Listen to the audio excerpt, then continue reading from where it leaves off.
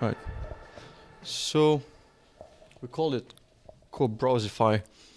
I'll start from where we're coming from and what was our original problem.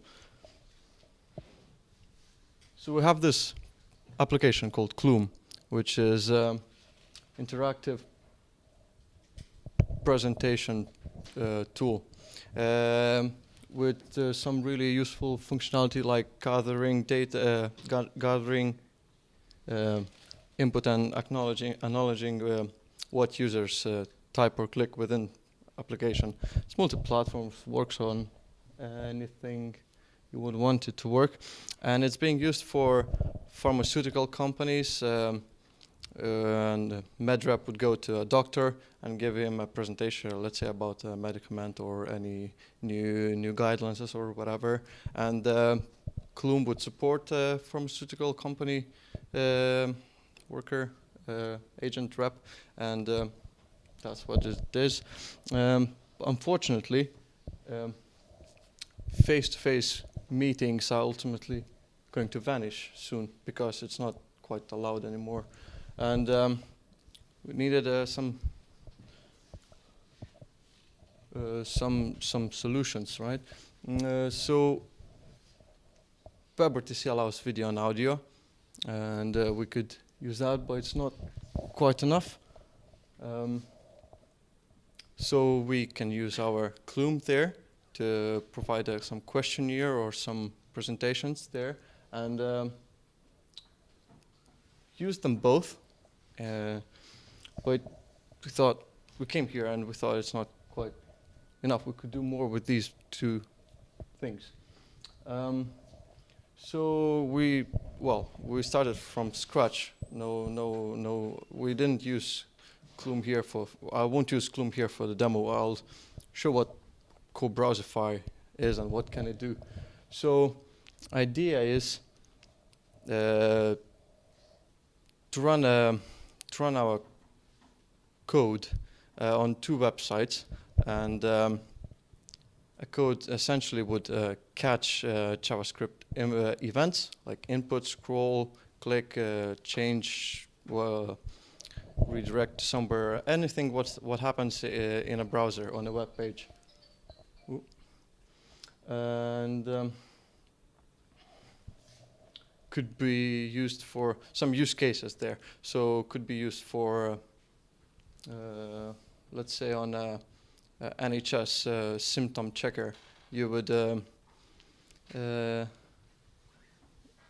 support a person looking for his symptoms, browsing together with him and talking on a website at the same time or so. I'll show you a demo. So at the moment, JavaScript has been injected manually, not with some extension on a browser or anything like that. Just for the demo purpose, it will work as it is. So that's one side, that's another side. And I go somewhere. Yeah, it went somewhere else. I scroll down. It would scroll down, and well, there we go.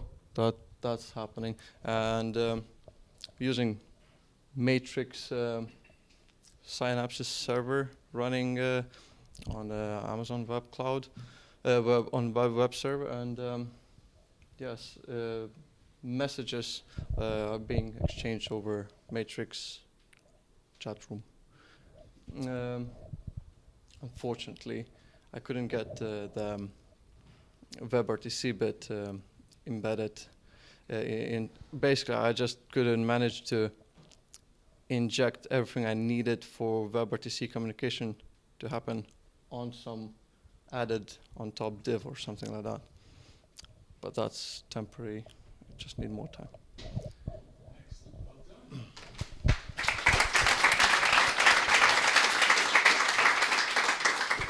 Any questions? Well, not so much a question as but a comment. This is a really good example of somebody who's come along with a real problem, come along to turn hack, and then found a solution and then implemented it. So well done. Well, yeah, And you bit did by bit. mention that you've come all the way from Lithuania as well to be with us, which I guess makes you the furthest travelled real life person. So It wasn't that hard. It was fine. Any other questions? Matt, do you have any? Yeah, sure. I think this is. I really did. This is a really cool use case for just using Matrix for the messaging. Obviously, it would come into its own with the WebRTC component, and that's again our fault for not having our reusable WebRTC components quite reusable enough yet for this.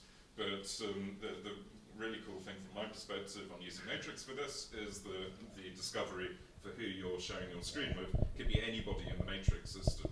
So it's both got the sort of WebRTC messaging element, but you're kind of onboarding people into the screen sharing from anywhere else. Idea was to have 2 chat rooms, one for admin, and when people, random guests, would connect to the chat room and then say what room they're about to create, and then admin would connect to the room the guest just created, and so you establish one-to-one on that new room, and then once session is over, you delete the room, and admin keeps on listening on the main room.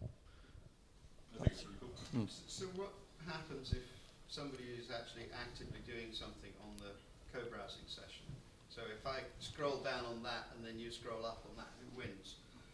Well, 2 seconds, let's have a go.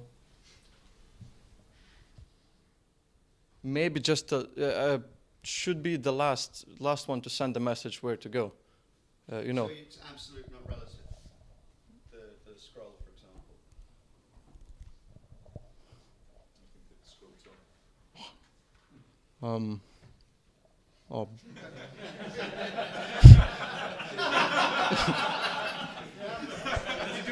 It's a bit confused. Sorry.